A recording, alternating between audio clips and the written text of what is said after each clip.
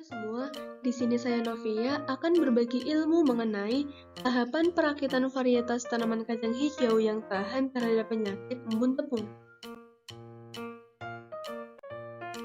Seperti yang kita tahu, bahwa tanaman kacang hijau merupakan salah satu komoditas pangan yang banyak dibutuhkan oleh masyarakat.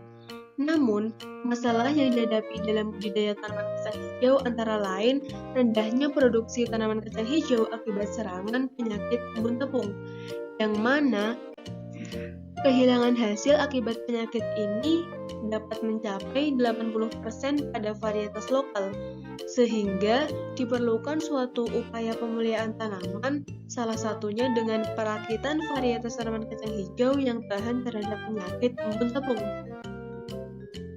Salah satu upaya pemulihan tanaman kacang hijau adalah dengan hibridisasi yang dilanjutkan dengan seleksi. Untuk perbaikan varietas tanaman kacang hijau dapat dilakukan hibridisasi antara genotipe berai hasil tinggi namun rentan terhadap penyakit embun tepung dengan genotipe tahan terhadap penyakit embun tepung. Teknik persilangan yang digunakan adalah backcross. Mekanisme persilangan backcross dapat dilihat pada gambar 2. Penggunaan metode ini karena metode ini dapat menambahkan gen tahan terhadap penyakit embun tepung pada tanaman kacang hijau. Karena pada prinsipnya, metode backcross ini tidak melakukan penambahan genotype, melainkan penggantian gen. Harapannya, dengan persilangan ini dapat menghasilkan tanaman kacang hijau yang berdaya hasil tinggi, masak serempak, dan tahan terhadap penyakit embun tepung.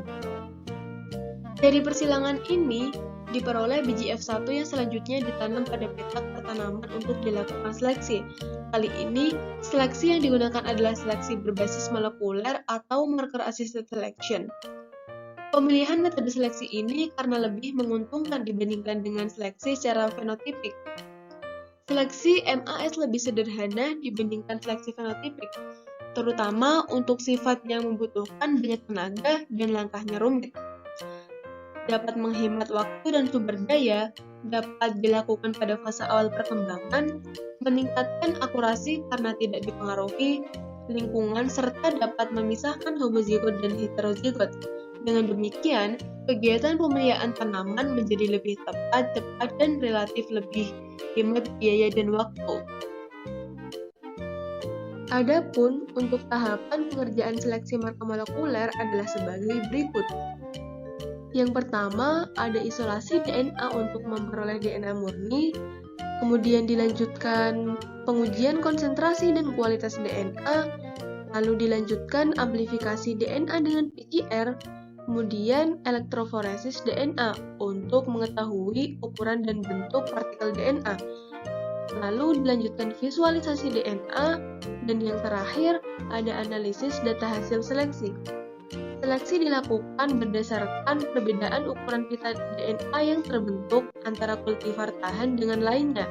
Selanjutnya, dilakukan scoring pita DNA yang terbentuk sebagai nilai yang digunakan pada analisis korelasi untuk mengetahui hubungan antara marker yang digunakan beserta gen yang terkait dengan karakter fisiologis yang muncul pada tetua persilangan. Bagian ini dapat dilihat bahwa seleksi dengan marker assisted selection memungkinkan penghematan sumber daya karena jumlah galur yang dikelola lebih sedikit.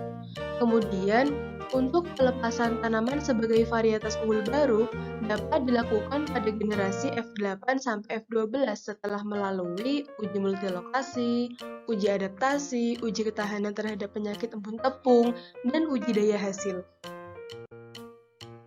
Berikut ini daftar pustaka yang saya gunakan. Terima kasih, semoga bermanfaat.